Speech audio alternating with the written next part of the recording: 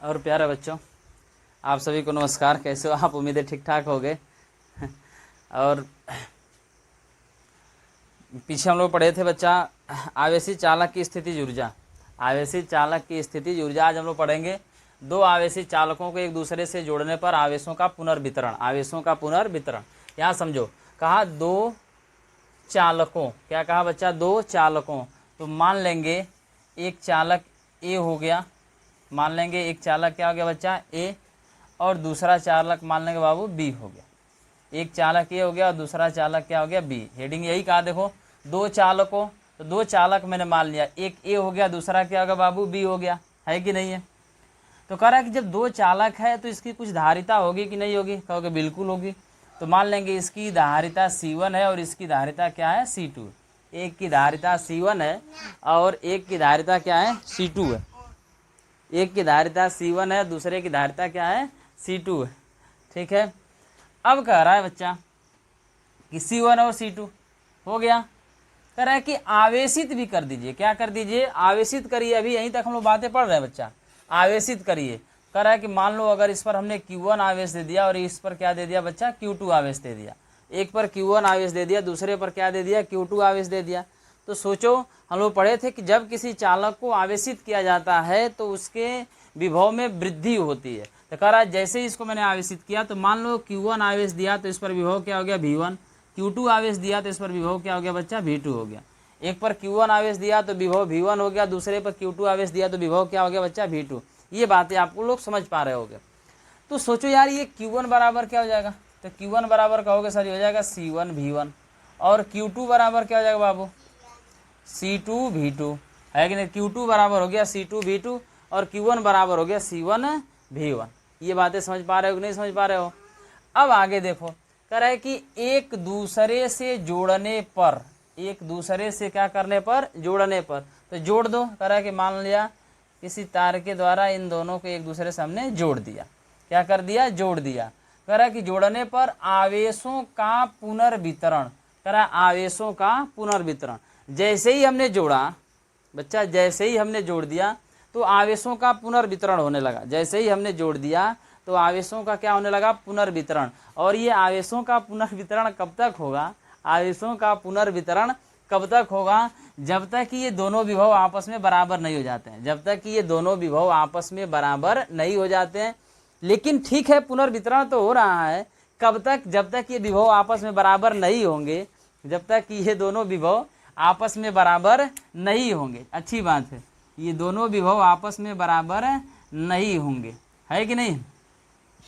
तो बराबर हो भी जाएंगे तो लेकिन कुल आवेश जोड़ने के बाद, पुनर्वितरण के बाद भी अगर इन दोनों चालकों की कुल आवेश देखें तो कुल आवेश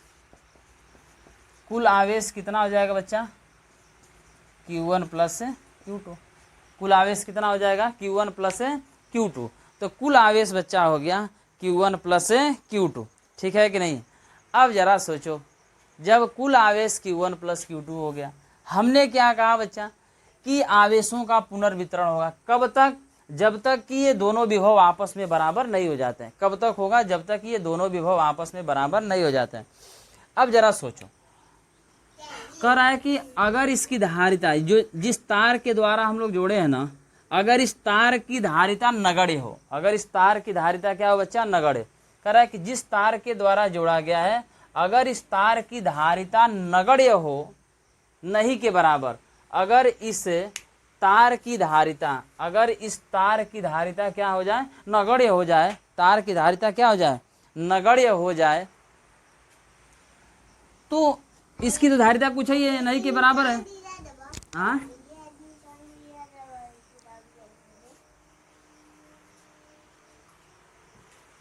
अगर इस तार की धारिता क्या हो जाए? नगण्य, यानी इसकी धारिता तो कुछ ही नहीं है। तो इन दोनों आवेशों पर अगर कुल संचित धारिता देखें तो पुनर्वितरण होने लगा।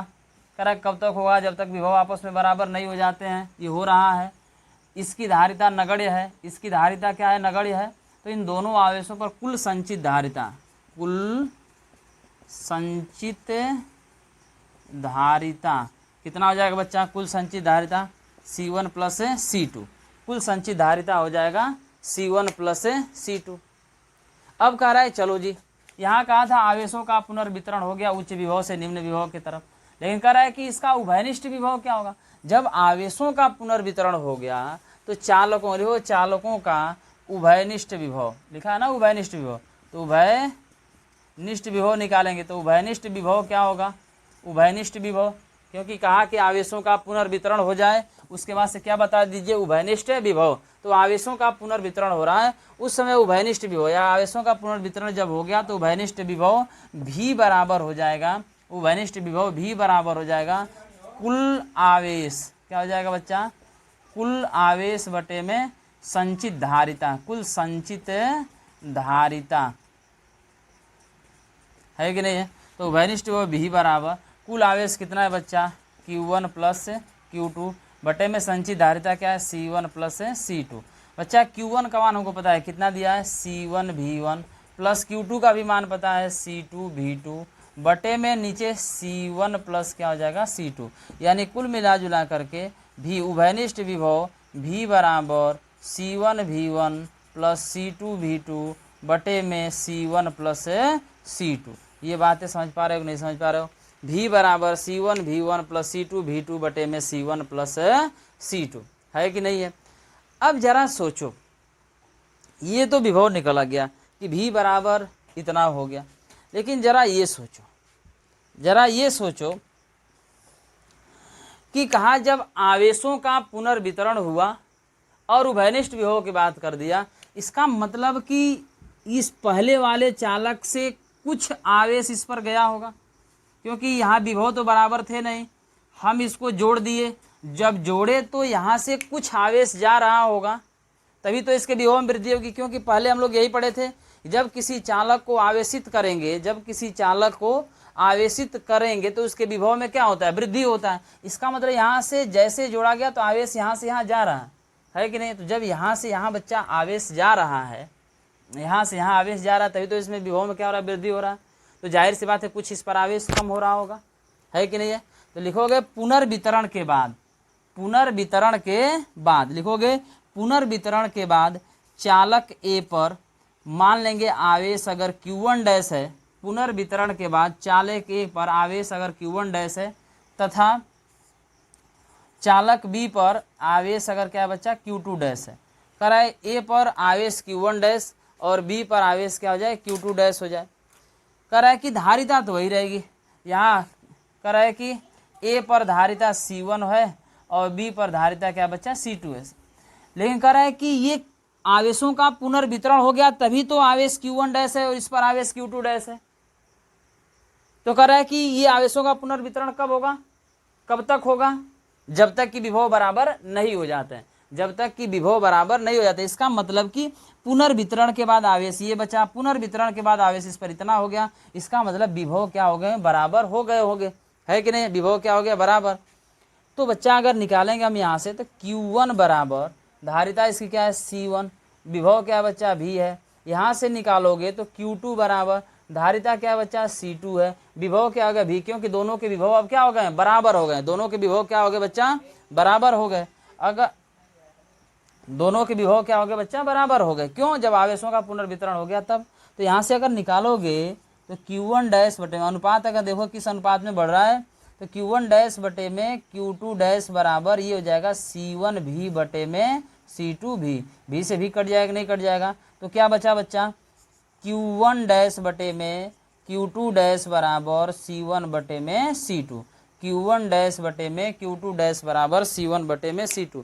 तो यहाँ से क्या समझने को आपको मिला कि जब आवेशों का पुनर्वितरण होता है तो पुनर्वितरण के बाद इन चालकों पर आवेशों का जो अनुपात है वो धारिताओं के अनुपात के क्या होता है बच्चा, बराबर होता है। तो उम्मीद है ये हेडिंग भी आपको समझ में आ जाएगी, ठीक है कि नहीं। अगर ये बातें आपको समझ में आएगी तो प्लीज़ चैनल को लाइक कर दीजिएगा, शेयर करिए दोस्तों के साथ, सब्सक्राइब कर दीजिएगा, बेल आइकन को प्रेस करिए ताकि जो भी मैं वीडियो अपलोड करूँ तो आपके पास वो आसानी से जा सके बच्चा। तो आज के लिए मैं क्लास इतना ही रखता हूँ, कल इसके आगे हम लोग पढ़ेंगे कि इस पर से कितना आवेश इस पर गया है।